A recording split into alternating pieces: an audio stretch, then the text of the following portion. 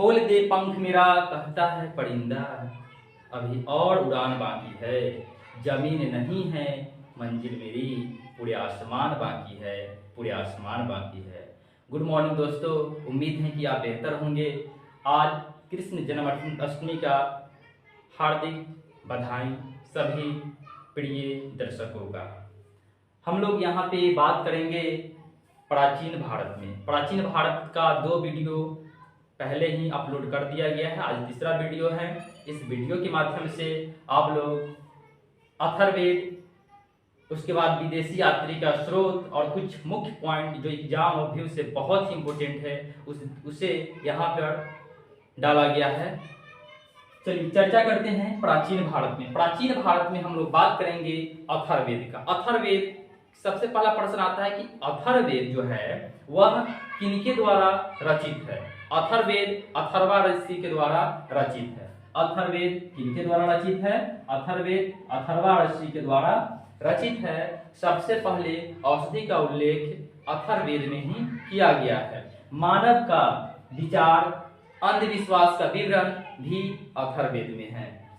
मानव जीवन के सभी पक्ष जैसे गृह निर्माण हो गया, कृषि की उन्नति, विवाह, रोग, जादू टोना इत्यादि का भी उल्लेख अथर्ववेद में किया गया है। उसके बाद आगे बढ़ते हैं। इसमें सभा एवं समिति, जो प्रजापति की 2 पुत्रियां बताई गई है, वो भी चर्चा अथर्ववेद में ही किया गया है। सबसे प्राचीन वेद ऋग्वेद है। बाद का वेद अथर्ववेद है। वैदिक साहित्य में ऋग्वेद के बाद शतपथ ब्राह्मण का स्थान आता है। वैदिक साहित्य में ऋग्वेद के बाद शतपथ ब्राह्मण का स्थान आता है। उपनिषद की संख्या कितना है? उपनिषद की संख्या 108 है। उपनिषद की संख्या कितने हैं? उपनिषद की संख्या 108 है। स्त्रियों की सर्वाधिक गिरी हुई स्थिति मैत्रेयी संहिता में है, जिसमें कहा गया है जुआ और शराब की भांति तीसरा दोष स्त्री को बताया गया है मैत्रेयी संहिता में। उसके बाद स्त्रियों को पुरुष का अर्धांगिनी कहा जाता है। स्त्रियों का पुरुष की अर्धांगिनी कहाँ कहा जा गया है? शतपथ ब्राह्मण में। शतपथ ब्राह्मण में स्त्री को पुरुष का अर्धांगिनी कहा गया है, शतपथ ब्राह्मण में। चारों आश्रमों का उल्लेख जवालोपनिषद, याद कीजिए जवालोपनिषद, चारों आश्रमों का उल्लेख जवालोपनिषद में लिखा गया है। सबसे प्राचीन स्मृति क्या है? मनुस्मृति। सबसे प्राचीन स्मृति मनुस्मृति है और नारद स्मृति गुप्त काल में लिखा गया है। गुप्त काल के समय में नारद स्मृति का उल्लेख किया गया है। इसको फिर से एक बार रिकॉल करते हैं। अथर्ववेद जो है किन ऋषि के द्वारा लिखा गया था? अथर्ववेद अथर्वा ऋषि के द्वारा लिखा गया है। औषधि का सबसे पहला उल्लेख कहाँ मिलता है? अथर्ववेद में मिलता है। मनुष्य के विचार और उनका अंधविश्वास का विवरण कहाँ दिया गया है? तो अथर्ववेद में दिया गया है। मनुष्य के जीवन के सभी पक्ष, गृह निर्माण, कृषि उन्नति, विवाह, रोग, जादू टोना इत्यादि का भी उल्लेख अथर्ववेद में किया गया है। इसमें सभा और समिति का प्रजापति की 2 पुत्रियां बताया गया है। किसमें? अथर्ववेद में। उसके बाद है सबसे प्राचीन वेद क्या है? सबसे प्राचीन वेद ऋग्वेद है। बाद का वेद अथर्ववेद है। वैदिक साहित्य में ऋग्वेद के बाद शतपथ ब्राह्मण का स्थान आता है। वैदिक साहित्य में ऋग्वेद के बाद वैदिक साहित्य में ऋग्वेद के बाद शतपथ ब्राह्मण का स्थान आता है। उपनिषद की संख्या कितना है? तो उपनिषद की संख्या 108 है। स्त्रियों की सर्वाधिक गिरी हुई स्थिति मैत्रेयी संहिता में बताया गया है, जिसमें जुआ और शराब की भांति स्त्री को तीसरा दोष बताया गया है। स्त्री को पुरुष का अर्धांगिनी शतपथ ब्राह्मण में बताया गया है। चारों आश्रमों का उल्लेख जवालोपनिषद में है। सबसे प्राचीन स्मृति मनुस्मृति है। नारद स्मृति गुप्त काल के समय में है।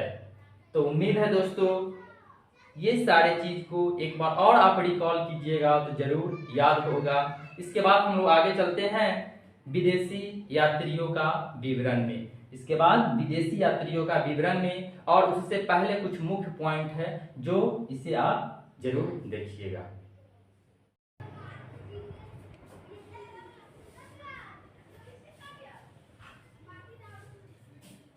आगे हम लोग देखते हैं दोस्तों वेदांत। वेदांत की रचना क्यों हुई है? तो वेद को भली भांति समझने के लिए वेदांत की रचना हुई है। वेदों को भली भांति समझने के लिए वेदांत की रचना हुई है। वेदांत की संख्या कितना है? तो वेदांत की संख्या 6 है। वेदांत की संख्या कितना हुआ? 6। अब कौन कौन से वेदांत है उसके बारे में हम लोग देखते हैं। पहला याद रखेंगे शिक्षा, कल्प, निरुक्त, व्याकरण, छंद और ज्योतिष। व्याकरण यहाँ पे कितना है? वेदांत कितने हैं? 6 है। कौन कौन है वेदांत? याद कीजिएगा, शिक्षा, कल्प, निरुक्त, छंद, व्याकरण और ज्योतिष। ये टोटल 6 वेदांत हुआ। सूत्रों में गौतम सूत्र, गौतम धर्म सूत्र सबसे प्राचीन माना गया है। सूत्रों में गौतम धर्म सूत्र सबसे प्राचीन माना गया है। आगे देखते हैं पुराणों की रचयिता कौन है। अगर आपसे प्रश्न पूछे कि पुराणों की रचयिता कौन है तो हम लोग लिखेंगे यहाँ पे या याद करेंगे कि पुराणों की रचयिता लोमहर्ष अथवा इनके पुत्र वाजश्रवा माने जाते हैं। पुराणों की रचयिता कौन है? तो पुराणों की रचयिता लोमहर्ष अथवा इनके पुत्र वाजश्रवा माने जाते हैं। उसके बाद पुराण की संख्या कितना है? पुराण की संख्या 18 है। पुराण की संख्या कितना है? पुराणों की संख्या 18 है। सबसे प्रमाण और प्राचीन पुराण कौन सा पुराण है? तो सबसे प्रमाणिक और प्राचीन पुराण मत्स्य पुराण है। कौन सा पुराण हुआ? मत्स्य पुराण हुआ। तो इसको भी याद रखेंगे। उसके बाद है कि पतंजलि। पतंजलि पुष्यमित्र शुंग के पुरोहित थे। पतंजलि किनके पुरोहित थे? तो पतंजलि पुष्यमित्र शुंग के पुरोहित थे। आगे अष्टाध्यायी के लेखक कौन हैं? अष्टाध्यायी के लेखक पाणिनि हैं। अष्टाध्यायी के लेखक पाणिनि हैं और इसमें पहली बार लिपि शब्द का प्रयोग किया गया है। लिपि शब्द का प्रयोग पहली बार कहाँ किया गया है? तो अष्टाध्यायी में। और अष्टाध्यायी के लेखक कौन है? अष्टाध्यायी के लेखक कौन है? तो पाणिनि हैं। कलहन द्वारा रचित पुस्तक राजतरंगिणी है। कलहन द्वारा रचित पुस्तक कौन सा है? राजतरंगिणी है। जैन साहित्य को आगम कहा जाता है। जैन साहित्य को क्या कहा जाता है? आगम कहा जाता है। जैन साहित्य को आगम कहा जाता है। अब इसको एक बार और रिकॉल कर लेते हैं ताकि आप लोगों को याद अच्छी तरह से हो जाए। वेदों को भली भांति समझने के लिए 6 वेदांग की रचना हुआ है। 6 वेदांग कौन कौन से है? तो याद कीजिएगा, शिक्षा, कल्प, निरुक्त, छंद, व्याकरण और ज्योतिष। सूत्र में गौतम धर्म सूत्र सबसे प्राचीन माना जाता है। सूत्र में गौतम धर्म सूत्र सबसे प्राचीन माना जाता है। पुराणों की रचयिता कौन है? तो पुराणों के रचयिता लोमहर्ष अथवा इनके पुत्र वाजश्रवा को माना जाता है। पुराणों की संख्या कितना है? तो पुराणों की संख्या 18 है। सबसे प्राचीन और प्रमाणिक पुराण कौन सा है? सबसे प्राचीन और प्रमाणिक पुराण मत्स्य पुराण है। पतंजलि पुष्यमित्र शुंग के पुरोहित थे। पतंजलि किनके पुरोहित थे? तो पुष्यमित्र शुंग के पुरोहित थे। अष्टाध्यायी के लेखक कौन है? अष्टाध्यायी के लेखक पाणिनि है। अष्टाध्यायी के लेखक पाणिनि हैं और इनमें पहली बार लिपि शब्द का प्रयोग हुआ है अष्टाध्यायी में। कलहन द्वारा रचित पुस्तक का क्या नाम है? तो कलहन द्वारा रचित पुस्तक का नाम राजतरंगिणी है। जैन साहित्य को क्या कहा जाता है? जैन साहित्य को आगम कहा जाता है। तो इस तरह कुछ इंपॉर्टेंट पॉइंट वेद, पुराण इत्यादि से खत्म हुआ। आगे देखते हैं विदेशी यात्री। विदेशी यात्री बहुत सारे आए थे, लेकिन अभी फिलहाल कुछ इसमें हम बताएंगे यूनानी, रोमन जो विदेशी यात्री आए उनके बारे में फिर उसके बाद मेरा अगला पार्ट आएगा नेक्स्ट वीडियो में, जिसमें हम अच्छी तरह से विदेशी यात्री का विवरण को देखेंगे। तो इसमें है टेसियस। टेसियस यूनान से आया था। टेसियस कहाँ से आए थे? यूनान से आए थे और ये ईरान का राजवैद्य था। टेसियस ईरान का राजवैद्य था। उसके बाद हेरोडोटस। हेरोडोटस का नाम हर व्यक्ति सुने होंगे, अगर नहीं सुने हैं तो आज भी सुन लीजिए। हेरोडोटस इतिहास का पिता इन्हें कहा जाता है। तो दो यूनान लेखक का नाम हमने, दो यूनान विदेशी यात्री का नाम याद किए।